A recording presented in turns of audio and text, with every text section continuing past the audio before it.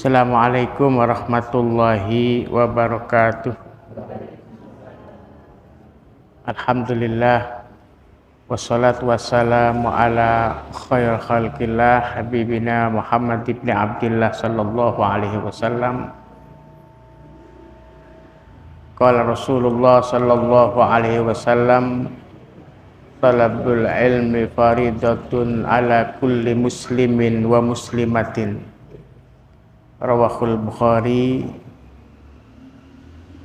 Para pemirsa dan para hadirin yang berbahagia,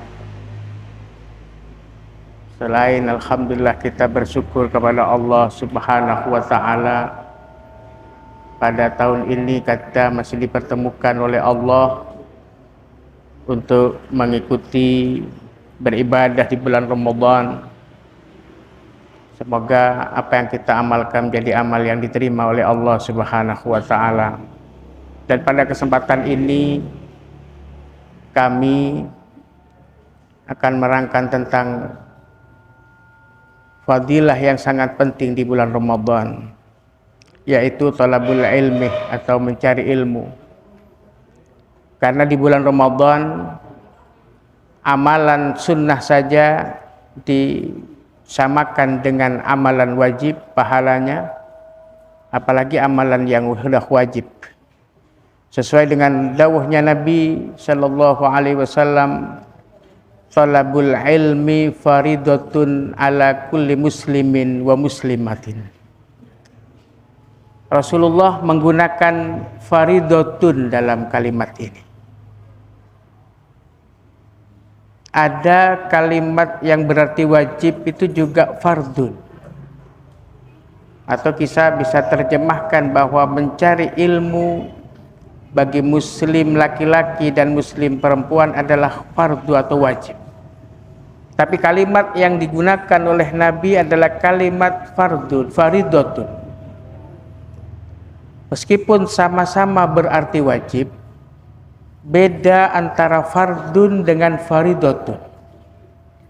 Kalau fardun adalah wajib yang biasa, tetap wajib. Tapi ketika faridatun, tak tersebut bermakna mutlak, yaitu bermakna taukid, yaitu bermakna sangat wajib. Orang mencari ilmu baik laki-laki maupun perempuan, apalagi dilakukan di bulan Ramadan, bulan yang mulia ini. Maka dari itu, ridha Allah atau tujuan akhir kita adalah surganya Allah. Bagi kita orang-orang syariat, seperti yang didawuhkan Nabi, man salaka tariqan yaltamisu fihi ilman sahhalallahu lahu tariqan ilal jannah.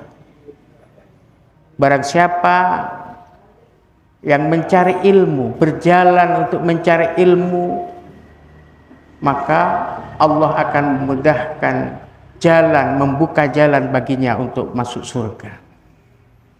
Tapi para pemirsa semuanya, ada yang perlu, yang lebih penting kita perhatikan. Bukan kasratul ilminya, tapi barokah atau manfaat dari ilmu itu sendiri. Seperti yang didawuhkan oleh para ulama, orang yang berbarokah ilmunya mempunyai beberapa tanda. Orang yang berkah ilmunya ada tanda-tanda tertentu. Pertama ialah orang tersebut terlihat takwa Allah. Ketakwaannya tersurat dari apa yang beliau amalkan.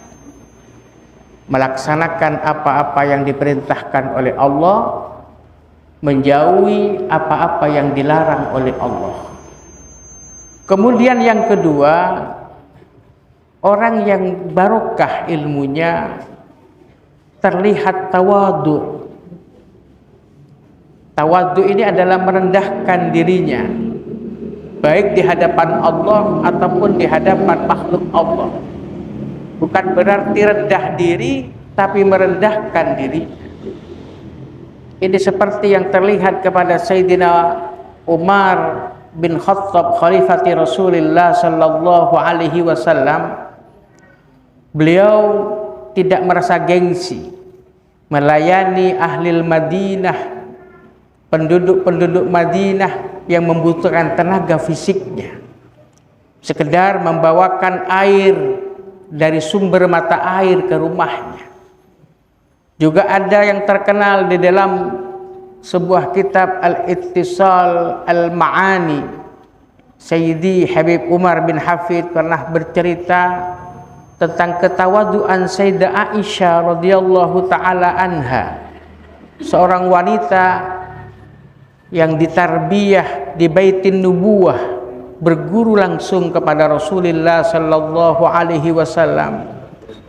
Ketika Rasulullah meninggal, diwafatkan oleh Allah, sebagaimana riwayat seorang anbiya dikuburkan di mana beliau dicabut nyawanya, maka Rasulullah dimakamkan di kamar di tempat beliau diambil nyawanya oleh Allah Subhanahu wa taala.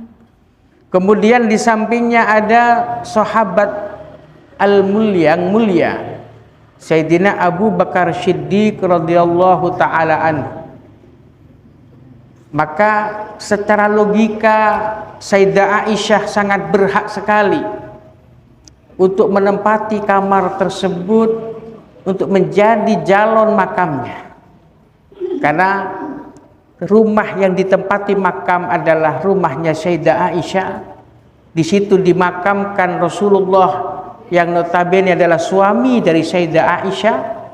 Kemudian sebelahnya ada Sayyidina Abu Bakar Siddiq yang juga orang tua dari Sayyidah Aisyah.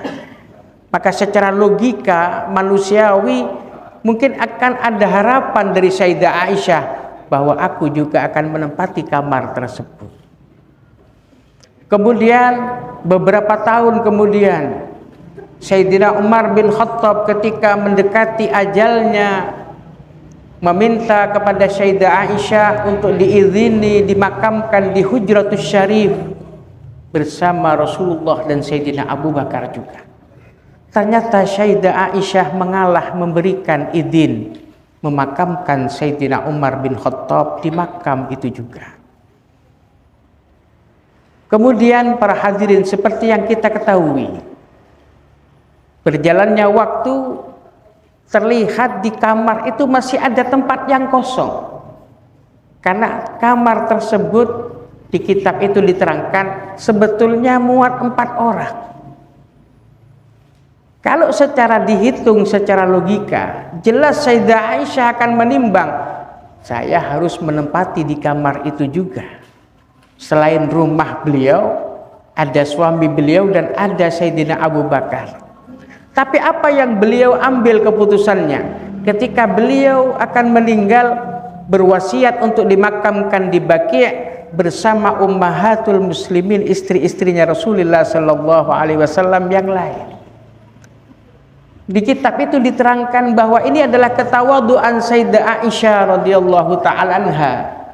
Karena ketika Sayyidah Aisyah itu dimakamkan di Hujratus Syarif bersama Nabi, maka jelas yang akan populer sebagai Ummul Mukminin, istrinya Rasulullah, hanya Sayyidah Aisyah radhiyallahu taala anha.